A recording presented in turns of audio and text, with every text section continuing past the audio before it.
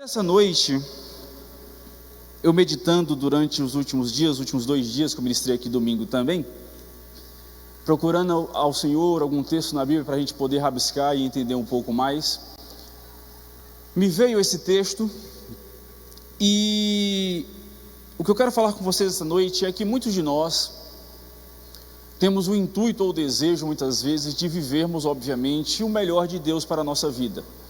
Vivermos um grande avivamento, vivermos um tempo de cura, vivermos um tempo de milagres, de bonança, de prosperidade. E nós estamos começando hoje 12 semanas proféticas para um ano de vitória. Nós temos aí o último trimestre, em torno de 12 terças-feiras, então estaremos trabalhando nessa temática até o final do ano, profetizando para o nosso ano que vem.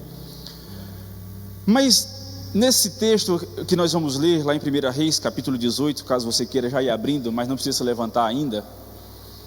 1 Reis, capítulo 18, nós vamos ver um contexto onde Deus é adorado em seu santo nome. Existe um sacrifício a Deus ali de adoração, de exaltação. Mas antes que houvesse o milagre que todos esperavam, que era o retorno da chuva no reinado ou no reino de Israel, porque já tinha 3 anos e meio sem chover, Deus, através do profeta Elias, ele primeiro busca tratar o coração do seu povo. Então, não somente vinculado à proposta da nossa campanha de 12 terças-feiras proféticas, precisamos entender agora de 2 maneiras, como igreja geral, igreja no Brasil, mas em especial igreja Cristianismo Sem Fronteiras.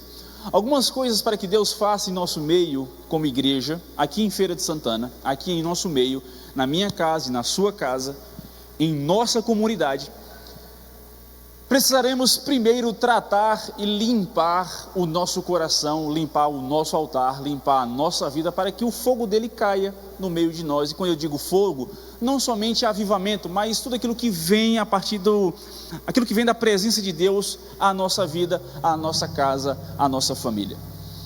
E é sabido de todos nós que existe uma promessa para a sua igreja.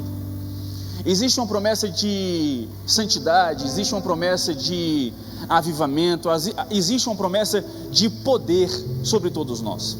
Joel diz que derramarei do meu espírito sobre todo o povo.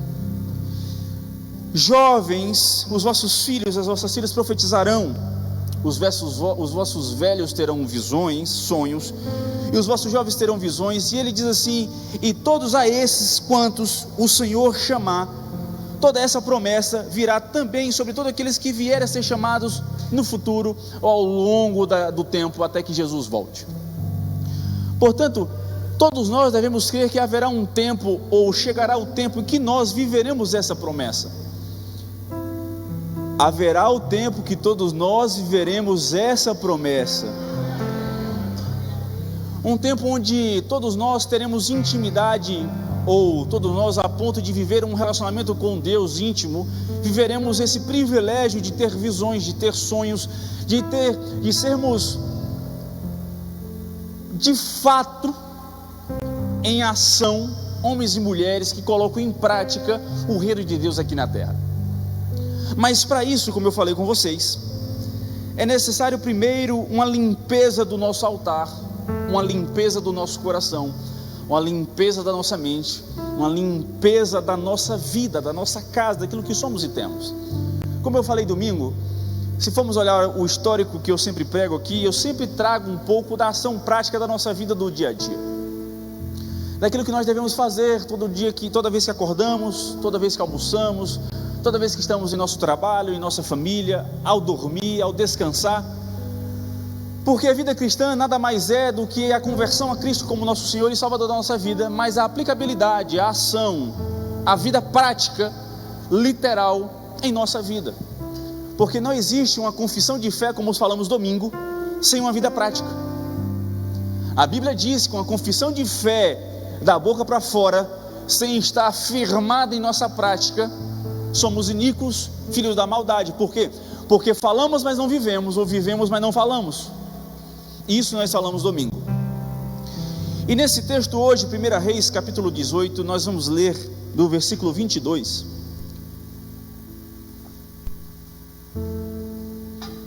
até o versículo 39. Então, como a gente vai ler alguns versículos, pode permanecer sentado, por favor, se quiser. Se você quiser ficar em pé também, seja bem-vindo. 1 Reis, capítulo 18, versículo 22. Todos acharam? Digam amém. Quem não achou, diz misericórdia. Tem uns dois. Vamos esperar mais um pouco. 1 Reis, capítulo 18, verso 22 ao verso 39, diz assim: Então Elias disse ao povo: Eu sou o único que restou dos profetas do Senhor, e os profetas de Baal são 450 homens. Tragam agora 2 novilhos. Eles que escolham para si um dos novilhos e, cortando-o em pedaços, o ponham sobre a lenha, porém não ponham fogo. Eu preparei o outro novilho e o porei sobre a lenha, mas não porei fogo. Então eles invocaram o nome do seu Deus. Então eles invocarão o nome do seu Deus, e eu invocarei o nome do Senhor. E há de ser que o Deus que responder com fogo, esse é que é Deus. E todo o povo respondeu: é uma boa proposta. Então disse aos profetas de Baal, Elias: Escolham um dos novilhos e preparem-no primeiro, porque vocês são muitos. Depois invoquem o nome do Deus de vocês, mas não ponham fogo na lenha. Pegaram o novilho que lhes foi trazido, prepararam-no e o invocaram o nome de Baal desde a manhã até o meio-dia, dizendo: Ó Baal, responde-nos. Porém não se ouviu nenhuma voz e não houve quem respondesse. E ficaram pulando ao redor do altar que tinham feito. Ao meio-dia Elias começou a zombar deles, dizendo: Gritem mais alto, porque ele é Deus. Pode ser que esteja meditando, atendendo às necessidades ou viajando. Talvez esteja dormindo e necessite que o acordem, por isso gritem mais alto. E eles clamavam em altas vozes e se cortavam com facas e com lanças, segundo o seu próprio costume, até ficarem cobertos de sangue. Passado o meio-dia, eles profetizaram até a hora do sacrifício da tarde, porém não houve voz, nem resposta, nem atenção alguma. Então Elias disse a todo o povo: Aproximem-se de mim. E todo o povo se aproximou dele. Elias restaurou o altar do Senhor, que estava em ruínas. Pegou 12 pedras, segundo o número das tribos dos filhos de Jacó, a quem tinha vindo a palavra do Senhor, dizendo: O seu nome será Israel. Com aquelas pedras edificou o altar em nome do Senhor. Ao redor dele fez uma vala capaz de conter 2 medidas de sementes. E então armou a lenha, cortou o novilho em pedaços e os pôs sobre a lenha. Então disse: Encham 4 cântaros com água e derramem sobre o holocausto e sobre a lenha. Disse ainda: Façam isto outra vez, e eles o fizeram. Disse mais: Façam isso pela 3ª vez, e eles o fizeram pela 3ª vez. A água escorria do altar e enchia também a vala aberta. Quando chegou a hora do sacrifício da tarde, o profeta Elias se aproximou do altar e disse: Ó Senhor, Deus de Abraão, de Isaque e de Israel, que hoje se fique sabendo que tu és Deus em Israel, e que eu sou o teu servo, e que segundo a tua palavra fiz todas essas coisas. Responde-me, Senhor, responde-me, para que este povo saiba que tu, Senhor, és Deus, e que fizeste o coração deles voltar para ti. Então caiu o fogo do Senhor e consumiu o holocausto, a lenha, as pedras e a terra, e ainda lambeu a água que estava na vala. Quando o povo viu isso, todos se prostraram com o rosto em terra e disseram: O Senhor é Deus, só o Senhor é Deus.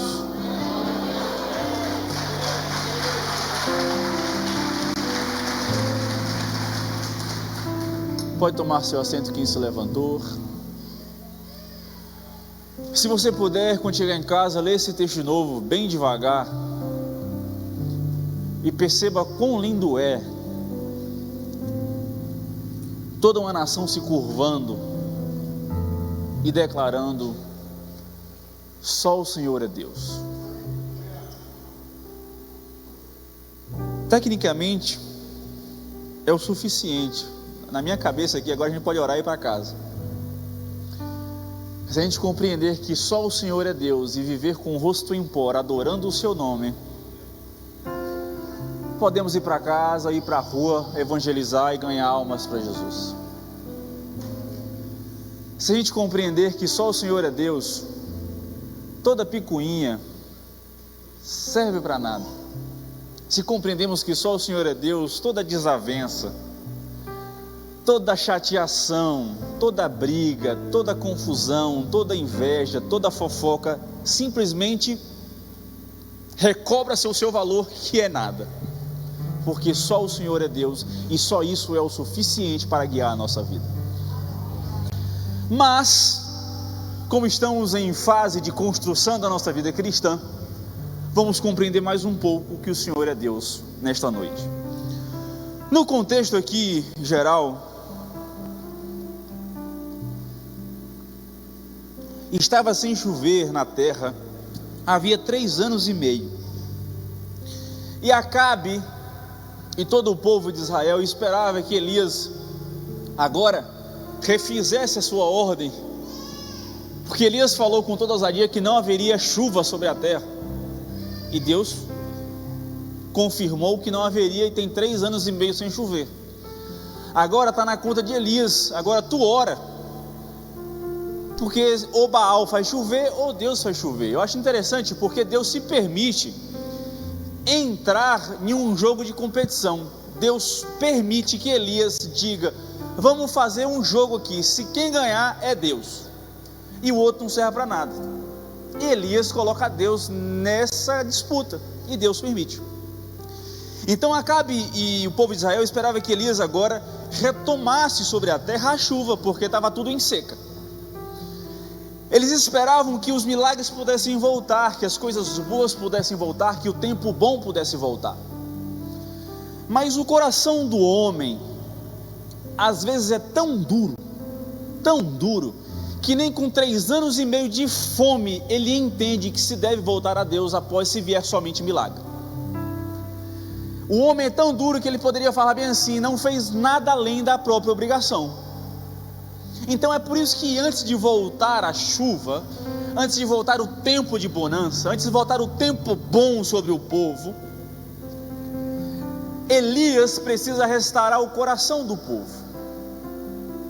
É tanto que Elias, no versículo 21, anteriormente o versículo que nós lemos, ele diz que o povo cocheava entre 2 pensamentos. Por quê?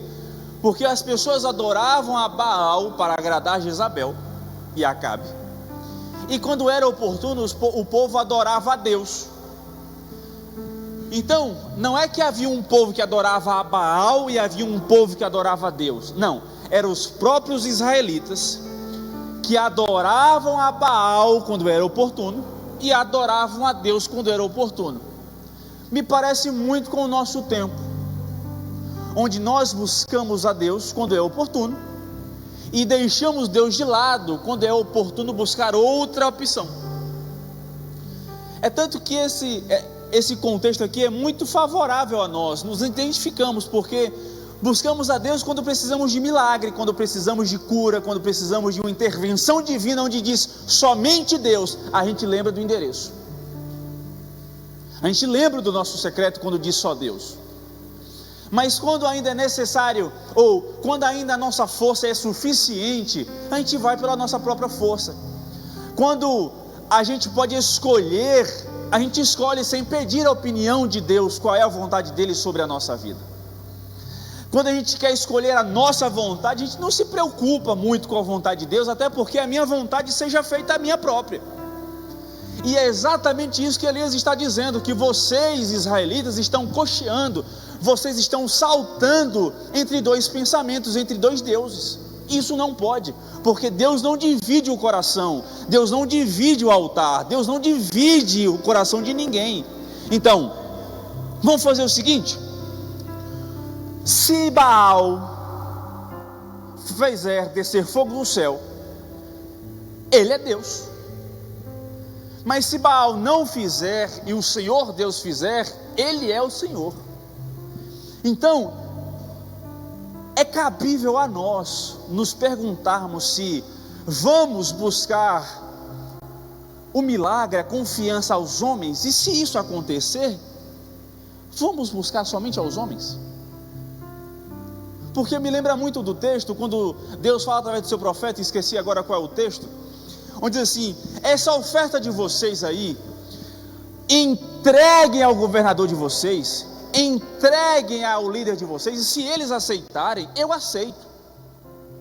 É como nós estamos entregando metade ou um pouco a Deus, assim como nós fizemos isso, ou tratamos a Deus como nós tratamos a qualquer um, entregando somente um pouco, entregando somente metade, entregando somente aquilo que é oportuno. E a atenção que nós devemos ter sobre nossa vida cristã, é justamente não cochear entre dois estilos de vida, é não cochear entre o nosso pecado e a nossa santidade, é não cochear entre o mundo e o reino de Deus. Como cristãos, devemos sempre nos perguntar: como deve ser a minha vida cristã? Ou, como está sendo a minha vida cristã? Porque já que hoje não levantamos altares e degolamos animais, e graças a Deus por isso, Ele não tira de nós a responsabilidade de mesmo assim levantar altar a Ele. É por isso que hoje a nossa vida deve ser um altar ao Senhor de forma constante, de forma diária, de forma profunda e íntima dEle. Quando Paulo fala que apresenteis os vossos corpos, ele está literalmente falando da parte física. Quando ele segue dizendo que não vos conformeis com este mundo, ele está agora tratando da nossa mente, da nossa alma, da nossa consciência. E por fim, quando ele fala, mas transformai-vos pela renovação do vosso entendimento, ele está englobando agora o nosso espírito. Portanto, o que Paulo está dizendo é que o vosso corpo, a vossa alma e o vosso espírito, que sejam constantemente como sacrifício vivo, como culto, como altar ao Senhor. Qual é a nossa questão? É que nós adoramos ao Senhor com a nossa alma e o nosso espírito, mas queremos tomar conta do nosso corpo, da nossa carne, ou queremos tomar conta somente do nosso espírito, e a alma fica divagando entre a carne e o espírito, ou fazendo a vontade de um ou de outro. É aquela velha questão de nós, onde nós queremos viver os privilégios do reino, mas não servir ao rei do reino. Queremos ter as bênçãos do reino, queremos viver os milagres do reino, queremos viver o avivamento do reino, queremos viver uma tranquilidade financeira, queremos viver um equilíbrio em nossa família, queremos viver um crescimento da nossa empresa, queremos viver a tranquilidade das nossas ações e investimentos, mas não queremos servir ao rei do reino que pode usar tudo isso. Queremos tudo, mas não queremos servir. Queremos a tranquilidade do reino, queremos a tranquilidade do reino dos céus, mas não queremos que faça-se a sua vontade aqui na terra como é no céu. Assim é o que Paulo está dizendo, que vocês ofereçam o vosso corpo, a vossa alma, o vosso espírito como sacrifício vivo. Isso é de maneira constante, porque quando Paulo fala apresentai, o termo usado aqui, ou ofereçam, ele está literalmente dizendo assim, que vocês possam constantemente, a todo instante, a todo momento, em cada passo, em cada pensamento, em cada conquista, em cada decisão, em cada momento do seu dia, em cada lugar que você for, em cada parada que você tenha de tempo, em cada oportunidade que você tiver, a cada segundo, a cada instante, a cada hora, a cada dia, que você ofereça a sua totalidade a Deus.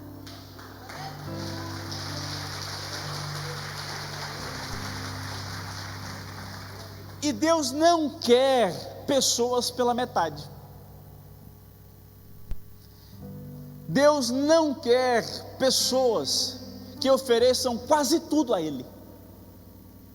Deus não quer 99% seu. Ele quer integralidade. Em outras palavras, gente, com todo amor e carinho, literalmente com Deus é tudo ou nada. Porque, e agora vamos para a parte prática. Muitos de nós, e agora eu vou falar muito de nós, para não apontar para ninguém, todo mundo aqui é pecador, todo mundo aqui merece o julgamento de Deus sobre nós, mas nós somos casados, mas minha esposa não tem 100% de mim, meus filhos não têm 100% de mim, o meu trabalho não tem 100% de mim, a minha casa não tem 100% de mim, porque eu passo parte do meu dia fora dela, por exemplo. E queremos tratar Deus da mesma forma, não entregando tudo de nós a Ele, porque achamos que Deus é mais um colega, é mais um amigo, é mais um grande amigo que quando for oportuno eu peço dinheiro emprestado e Ele vai me cobrar sem juros. E viver de Deus, ou viver a Deus dessa maneira, não funciona, porque vida cristã é totalidade, entrega total, integral, 100% à sua presença. E muitos de nós estamos confundindo a nossa relação com Deus por conta disso, porque estamos entregando somente uma parte, e muitas vezes uma parte que nós nos satisfazemos, quase não sai. Aquilo que nos interessa entregar a Ele é o que queremos entregar, mas aquilo que é escondido, aquilo que é secreto, aquilo que é nosso, não queremos colocar no altar para ser consumido pelo fogo.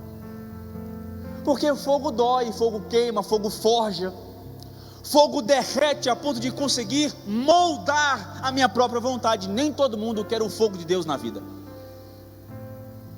Todo mundo quer o movimento, todo mundo quer o milagre, todo mundo quer a bênção, mas entrar debaixo do fogo para queimar e derreter, diz assim, agora está no ponto de eu colocar da maneira que eu quero. Nem todo mundo está disposto a passar pela forja de Deus.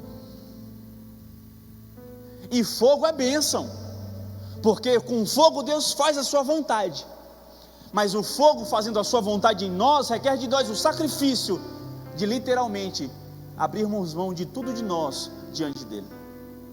Então Elias aqui, ele levanta o altar ao Senhor, oferecendo de maneira integral o sacrifício a Deus. Todo o contexto ele literalmente começa do início, ele pega um altar quebrado, ou seja, um coração quebrado. Ele não começa com um altar perfeito, mas ele pega um coração em ruínas. Por quê? Porque Deus não precisa que você se apresente diante dele com perfeição, mas ele precisa que você se apresente dele de maneira integral. O que é isso? Mesmo com o coração quebrado, mesmo com a alma ferida, mesmo com coisas que você se envergonha, Deus só precisa que você se entregue a Ele de maneira integral e deixe que Ele restaure o teu coração. Então, Elias começa com um coração em ruínas. Ele pega 12 pedras representando as 12 tribos de Israel. E ele começa ali, antes de qualquer coisa, antes de qualquer milagre, antes de qualquer contribuição de Deus naquele momento, ele começa restaurando o altar. Como está a sua vida no altar de Deus?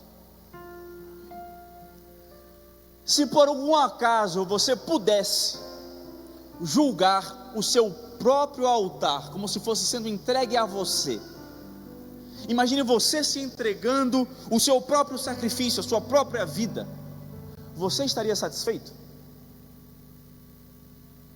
Como está o seu coração diante de Deus? O que é que Deus vê em seu coração quando você se entrega a Ele? E agora eu não digo quando você se entrega de maneira perfeita novamente, mas se Ele vê em você totalidade em sua entrega. O que é que Ele entende do seu posicionamento mental, da sua consciência, do seu entendimento, da sua alma? Se fosse você, se fôssemos nós estaríamos satisfeitos? E digo primeiro, não, pelo menos por mim. Eu não estaria satisfeito, porque todo dia eu oro: Senhor, me ensina a poder ser mais. E se já tivesse sido o suficiente, não estaríamos mais orando assim. Por quê? Porque nós sabemos e temos a consciência que nós podemos fazer mais para Deus. A gente pode entregar mais no nosso culto racional a Ele. A gente pode fazer mais no nosso culto de oferecer a nossa vida. A gente sabe que pode fazer mais, a gente sabe. O que é que está faltando para restituirmos, para levantarmos, para restaurarmos o nosso altar diante de Deus, a nossa vida diante de Deus? Entenda que, antes de qualquer bênção, antes de qualquer milagre, Deus quer um altar restaurado.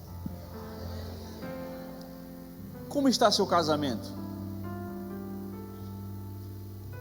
Como está seu relacionamento com seus pais? Como está o relacionamento com seus filhos? Com seus familiares? Veja, não coloque sobre o outro, e eu falei isso domingo, o jugo dele se comportar como você acha que ele deveria se comportar, baseado em seu pensamento. A nossa obrigação é cuidarmos do nosso altar. O outro, cada um tem o seu.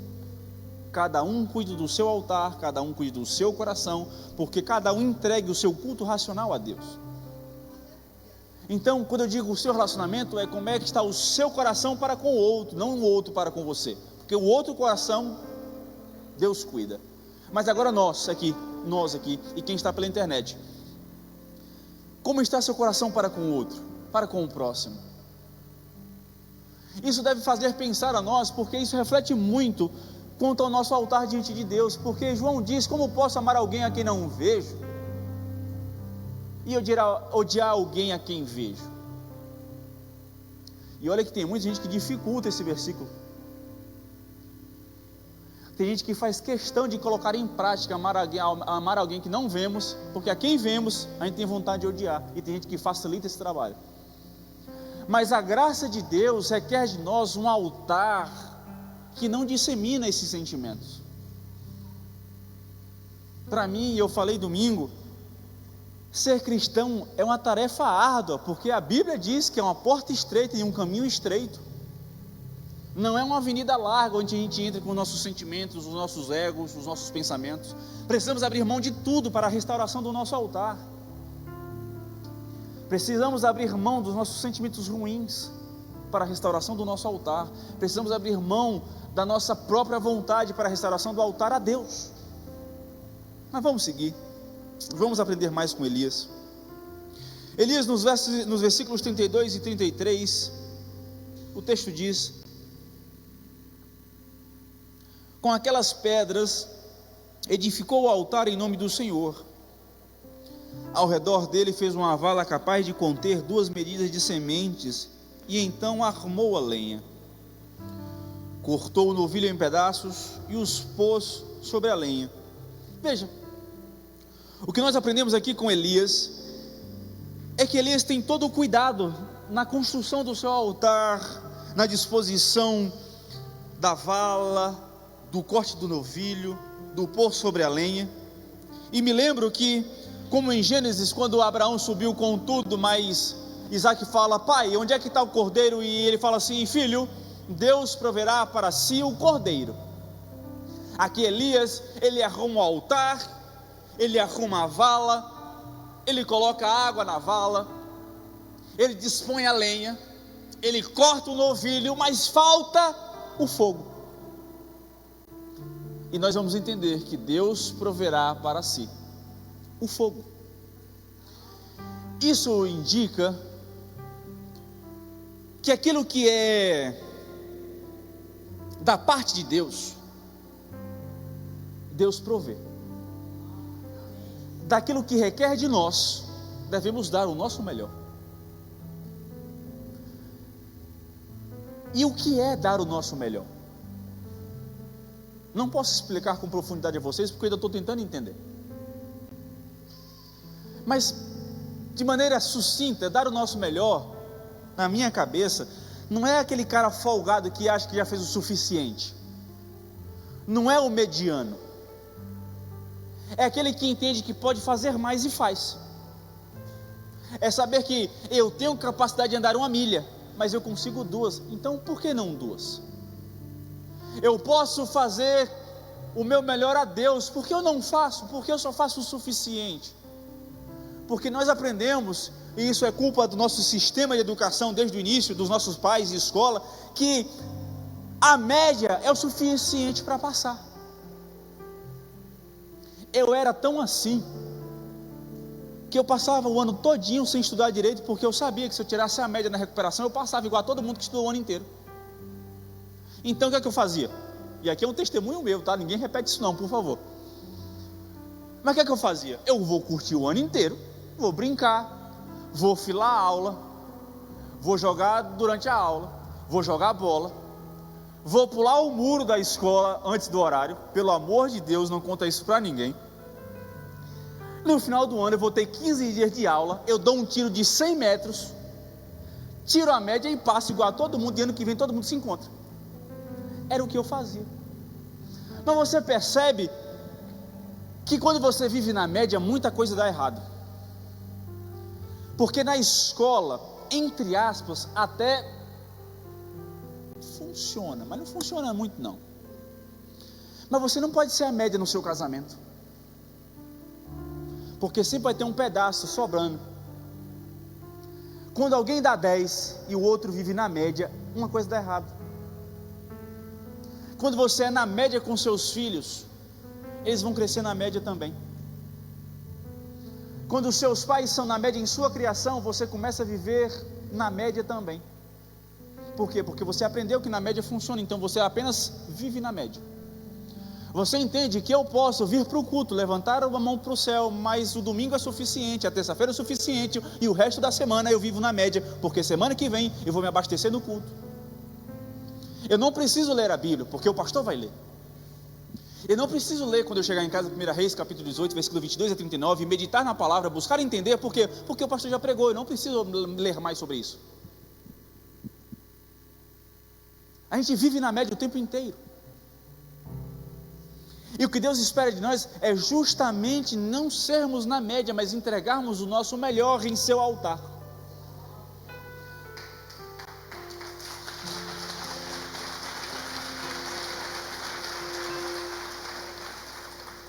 E agora, seguindo a linha, Elias, ele continua aqui colocando em ordem, seguindo um plano estabelecido. Ele restaura o altar com pedras, abre uma vala, coloca água, coloca sementes, dispõe a lenha, coloca o novilho. Portanto, existe um propósito, existe um planejamento, existe uma linha de planejamento que devemos cumprir na nossa vida. Não é viver qualquer dia de forma aleatória e esperar que amanhã o pão caia do céu. Mas faça a sua parte. E Elias tinha isso como, tudo isso, 2 objetivos Elias tinha como objetivo desse momento aqui. E em tudo da nossa vida, se formos aprender com Elias, é em tudo que fizermos ter os mesmos objetivos que ele. Primeiro, a glória de Deus. Elias diz assim: Senhor, ouça-me e responde-me, para que se manifeste hoje, pois isso agora, pela maioria negada ou desconhecido, que tu és Deus em Israel, a quem apenas a homenagem e a devoção de Israel são devidas, e que eu sou o teu servo, e que faço tudo o que tenho feito e farei como o teu agente, o teu servo, conforme a tua palavra, e não para recompensar nenhum capricho ou sentimento da minha parte, mas tu me encarregaste, Senhor, manifesta que tu fizesses assim. O propósito de Elias em seu manifesto, em seu ato, era a glorificação de Deus. Paulo aos Colossenses diz, no capítulo 3, versículo 23, que tudo o que fizerem, façam de todo o seu coração, como para o Senhor e não para os homens. Precisamos compreender que tudo o que nós devemos fazer é para a glorificação de Deus, porque quer bebais, quer comais, façais para a glória de Deus. Às vezes me chegam alguns jovens: pastor, isso aqui é pecado? Meu irmão, eu não sei, mas tu vai glorificar a Deus fazendo isso? Não sei, então não faz não. Porque a gente vive querendo fazer aquilo que não é pecado, ou aquilo que é pecado, em vez de apenas fazer aquilo que glorifica a Deus. Eu sentei com um amigo essa semana, e ele falou assim: porque tal as pessoas me julgam, eu vou para a igreja, tal, faz um monte de coisa que crente faz, mas tem uma vírgula que ele corta assim, mas isso assim, eu gosto. Falei: velho, tu quer a minha opinião mesmo? Pede de outra, a minha não. Vamos cuidar cada um. Não, eu quero a sua opinião. Falei: velho, eu não vou concordar contigo, porque você não está glorificando a Deus. E não é necessariamente porque isso literalmente ofende a Deus, mas é porque a Bíblia diz que é pecado eu fazer o outro pecar por conta do meu ato. E se eu estou fazendo Micael pecar, a Bíblia diz: não faça. Porque existem pessoas que são imaturas na fé e pessoas mais maduras. Então as maduras, as que se alimentam de alimento sólido, que cuidem daquelas que ainda se alimentam de leite. Portanto, não requer de nós entender aquilo que somente é pecado, precisamos entender aquilo que glorifica a Deus, porque nem tudo é pecado, mas nem tudo glorifica, porque a glorificação também é a edificação dos santos um com o outro, para a glória de Deus Pai, a edificação da igreja, a maturidade da igreja, a construção da igreja, a maturidade da igreja, baseado em nossa vida. Portanto, se eu faço e glorifica, faça, mas se não glorifica, não faz. Portanto, Senhor, que ouçam que o que eu estou fazendo não é puro capricho meu. O que é isso? Não é pecado, mas não é somente porque me agrada, é para que vejam que o Senhor é Deus de Israel, é o que Ele está dizendo. Em outras palavras, Senhor, que não seja a minha vontade colocando em prática. Eu sei, Pai, que eu posso fazer o que eu quero, porque o Senhor me deu a oportunidade, mas faça-se a tua, para que vejam que o Senhor glorifica e é glorificado através da minha vida. Entendam que precisamos ter em nossa vida o entendimento de fazer tudo aquilo que glorifica ao Pai. Isso facilitaria tanto a nossa vida. Pense aí, em sua cabeça, em sua mente, um monte de coisa que a gente faz que não necessariamente glorifica a Deus. É um monte de gente, a gente vai e volta para o mesmo lugar. Tanta confusão desnecessária, tanta picuinha desnecessária, que você diz assim, sabe aquele meme? Serve para nada, não tem destino, não tem resultado, não tem propósito. Se não tem propósito de agradar a Deus, para que serve? Se eu não ensino ao meu irmão, para que serve? Se eu não sou capaz de tirar o irmão da lama, para que serve? Se eu não sou capaz de estender a minha mão para que eu busque as dores de outro, para que serve? Se não edifica o corpo da igreja, para que serve? Se não edifica os santos, para que serve? Entenda que queremos viver um tempo de bonança e de avivamento como a igreja de Atos, a igreja primitiva, mas entenda que eles apenas compartilhavam do pão, oravam, testemunhavam e aprendiam da palavra. Por quê? Porque isso glorificava ao Pai. E a Bíblia diz que iam se achegando a eles pessoas eram alcançadas pelo estilo de vida do cristão. Veja, com todo amor e cuidado, o evangelismo, gente, não é somente ir para a praça pregar para quem nunca ouviu. Evangelismo é viver uma vida cristã no seu trabalho. Evangelismo é você viver como um bom marido dentro de casa. Você está evangelizando os seus filhos quando vindo para a igreja, e em vez de você estar brigando, você está adorando a Deus no carro. Isso é evangelismo. Alguém te contou isso? Evangelismo é quando você sentar para se alimentar, você dá graças a Deus, porque apesar do seu trabalho, Deus lhe deu força para colocar o alimento na mesa. Isso é evangelismo.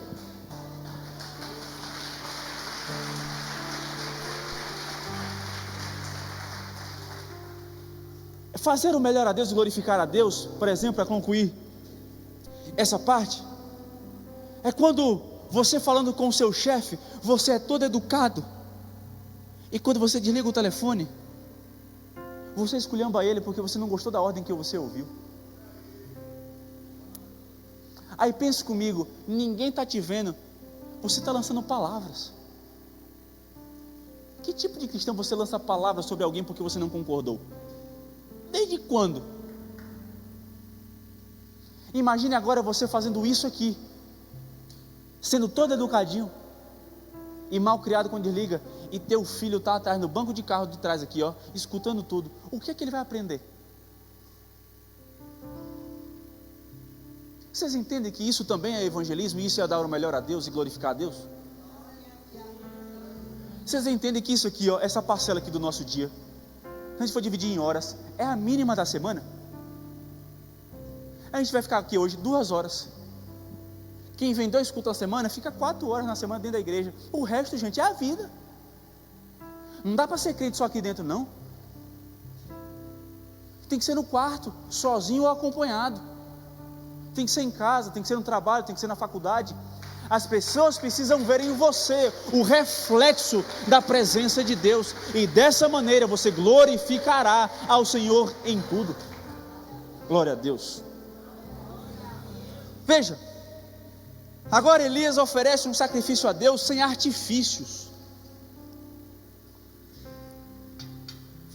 Versículo 34 e 35 diz: então disse: encham 4 cântaros com água e derramem sobre o holocausto e sobre a lenha. Disse ainda: façam isso outra vez. E disse: faça a terceira. E fizeram, e escorria água pelo altar. Sabe o que Elias está dizendo aqui? Elias já tinha certeza, pela fé, que o fogo ia descer. Mas ele repreende os profetas de Baal, bem assim, ó: não ponham fogo. Ele fala 3 vezes, porque ele sabia que iam dar um migué, iam botar frio e dizer assim: ó, foi Baal. Elias agora tá, ó, eu não só ponho o fogo, mas eu molho a lenha. Porque para que não seja artifício humano o fogo que vai cair. Deus não precisa que você faça parte dele, até porque ele não consegue. Mas ele não precisa de artifícios humanos para que a sua vontade seja feita. Deus não precisa de artifícios humanos, de meio caminho, de improviso, para que a sua vontade seja feita. Eu não vou entrar nessa esfera, não. Mas, de maneira pontual, aquilo que provém somente de Deus, por favor, e como disse Catarina, por favorzinho, não procura homens para resolver, não. Eu creio em profetas, eu creio em profecias, mas tem vezes que está virando bagunça. Está virando bagunça. Em vez de procurar a Deus, vai procurar homem. Não é tão mais fácil procurar quem manda em tudo logo, em vez de procurar secretário e mensageiro? Seria muito mais fácil. Você não gasta telefone, você não gasta gasolina, você entra no quarto. Deus facilitou muito, entra no teu quarto, me busca em secreto, sem ninguém precisar ver, sem fazer a light, sem fazer, não, sem fazer telefone sem fio, sem fazer helicóptero, não, busca a minha face. Deus não precisa de artifícios para derramar da sua presença em sua vida. Eu sempre digo, o básico funciona: palavra, oração e jejum. E espera. Por quê? Porque Elias está vivendo um contexto aqui de 3 anos e meio de seca, gente, sem chuva.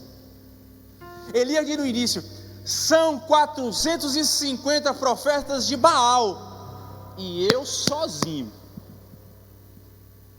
Você entende? Que era Elias sozinho e 450 na frente, foram os 400 secretários dos 450, os ajudantes. Era 850 contra Elias. Contra Elias sozinho. Era Elias com a sua oração, era Elias com a sua palavra, Elias com o seu jejum, Elias somente com a sua vida cristã em Deus. Ele tinha capacidade de dizer assim: ó, se for necessário só eu, vai ser só eu. Isso é fruto de uma vida cristã pautada em Cristo. Quem não é, não consegue se fazer por muito tempo. Vamos seguir. Senão entra para outra vertente. Veja, no versículo 36 e 37, Elias diz: quando chegou a hora do sacrifício da tarde, o profeta Elias se aproximou do altar e disse: ó Senhor, Deus de Abraão, de Isaque e de Israel, que hoje se fique sabendo que tu és Deus em Israel, e que eu sou o teu servo, e que, segundo a tua palavra, fiz todas estas coisas. Responde-me, Senhor, responde-me, para que este povo saiba que tu, Senhor, és Deus, e que fizeste o coração deles voltar para ti. Em comparação com os profetas de Baal, eles ficaram diversas horas da manhã até o final da tarde gritando a Baal, dançando, pulando ao redor do altar, se cortavam, se feriam, se cobriram de sangue. Você entende que artifícios humanos no fim não servem para nada? É só movimento, mas não tem resultado, não gera resultado. Uma oração simples, não é muito alarde. Senhor, é para tu, é para a tua glória, não é para o Senhor responder por minha causa, é para o teu nome, para que vejam que eu te sirvo, e para que todos, os corações de todos se voltem para ti. Foi o propósito de Elias. A chuva era depois, o milagre era depois. Primeiro era para que vissem que Deus é Deus. O mundo precisa ver que Deus é Deus, que nós somos servos, para que o coração deles se voltem para a presença dele. Isso fala muito sobre a nossa vida, sobre o nosso altar. Veja, 2 Coríntios capítulo 5, versículo 20, Paulo diz: de sorte que somos embaixadores da parte de Cristo, como se Deus por nós rogasse. Rogamo-vos da parte de Cristo que vos reconcilieis com Deus. O mundo precisa ser apresentado ao Senhor Jesus através dos seus embaixadores. Cada um de vocês aqui é um embaixador de Deus na terra.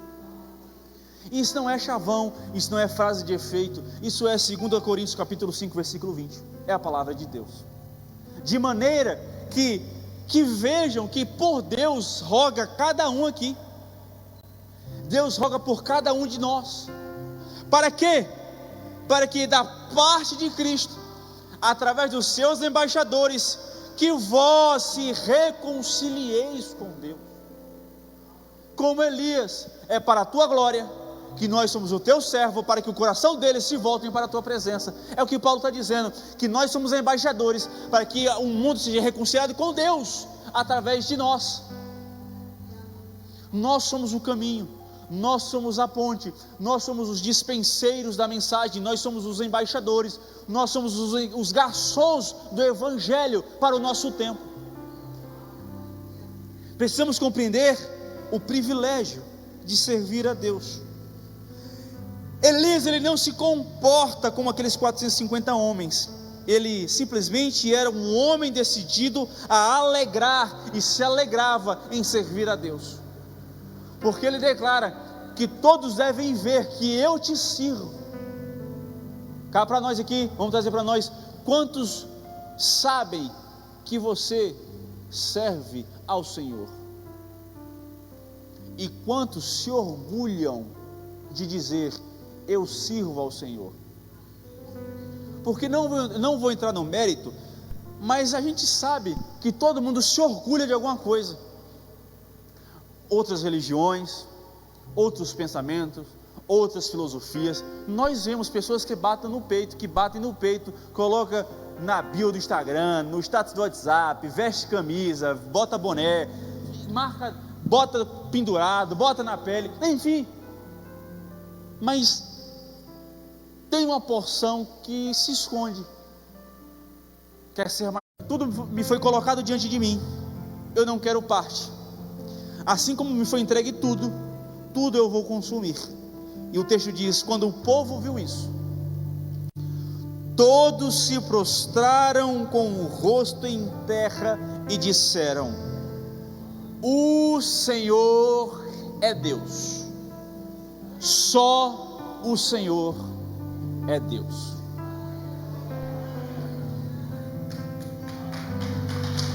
Glorifica ao Senhor.